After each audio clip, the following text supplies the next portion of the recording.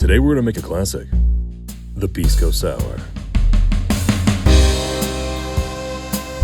For this drink, you're going to need an old-fashioned glass, a jigger, a cocktail shaker, a Hawthorne strainer, a citrus juicer, a fine mesh strainer, and a cutting board and a small knife. This drink uses Pisco, freshly squeezed lime juice, simple syrup, aromatic bitters, and an egg white. The Pisco Sour is a famous drink, and one that certainly deserves its reputation. It's an easy sipper, and always a crowd pleaser. But unfortunately, like a lot of its fellow classics, its history is fairly murky. The sour is an elemental drink category that boils down to a combination of a spirit, a citrus, and a sweetener. It's an American invention that rose to prominence in the 1860s. Like a lot of drinks from that era, it was essentially a template to plug a spirit into. Today, the whiskey sour is probably the most famous example of this category.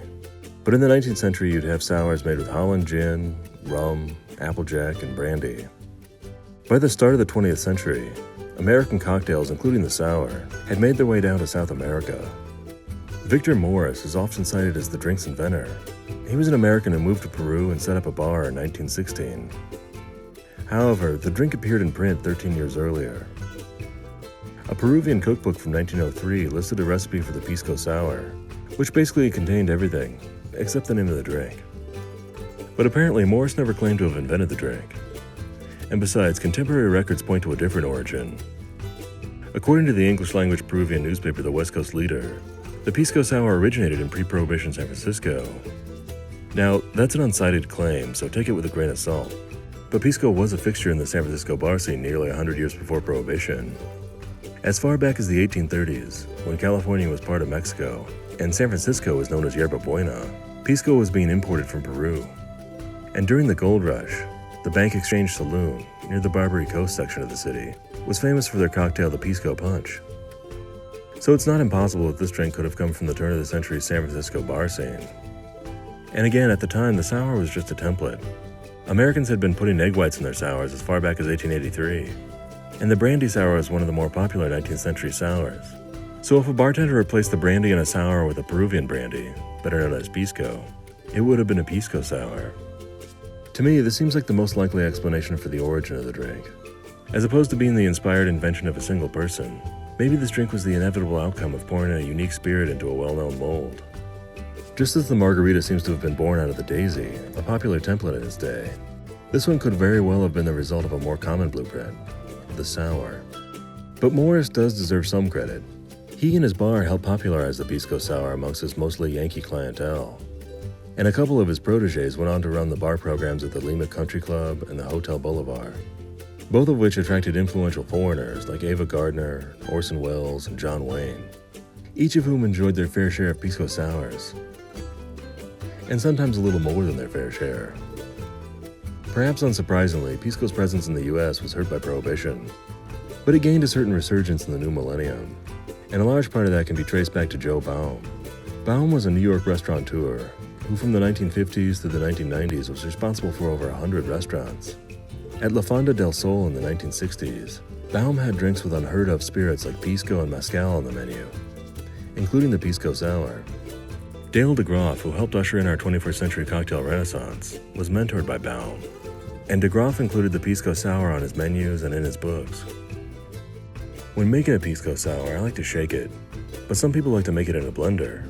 And if you're making more than one at a time or you just want to save your shaking arm, the blender may be the way to go. As for the Pisco, if you prefer Peruvian or Chilean, that part's up to you. Feel free to use your favorite bottle. I like making it with a Pisco with some character, and a flavor that you can sip on its own. The bitters are there to ward off that wet dog smell that some egg whites give off. The aroma of the bitters are the most important part, which is why you want them on top of the drink, and not in it. Typically you'll see this one made with the Angostura bitters, and that'll certainly result in a mean Pisco Sour. I like to push it a little further by using the Peruvian Chuncho bitters. The scent of cinnamon and allspice are heavy on the nose, but overall the bitters give the drink an earthy, almost woodsy quality. Either way, you're going to end up with a creamy, aromatic, zesty, and refreshing sour, one that can give a whiskey sour a run for its money, and still have enough left over for a victory lap. Before I get started, I like to cut, squeeze, strain, and bottle my lime juice. That way it's easier to pour when it comes time to measure. Next, load up your dropper. Measure out some bitters, pour it in a clean dropper bottle, screw on the top, and you're ready to go. Then chill the glass. Fill it with ice and set it aside.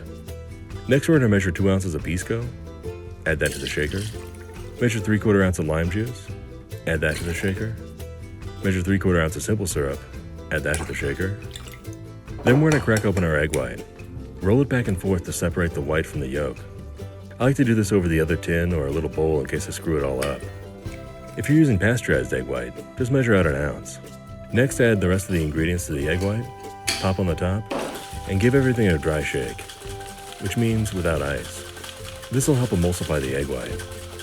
Then we'll crack open the shaker, add the ice, and shake it again to chill it down and give it some dilution. Strain the contents of your shaker into your chilled glass. Before going any further, give the drink a moment to settle and form a good head of foam. Finally, we're going to top it off with bitters. If you don't have a dropper, swipe the bottle over the top so that a streak of bitters slashes across the drink. But don't be surprised if that results in a little mess on your bar. With the dropper, ring the glass with 5 or 6 drops of bitters. Then for fun, you can swirl the bitters with a couple cocktail picks. And there you have it. A great use of a template. The Pisco Sour.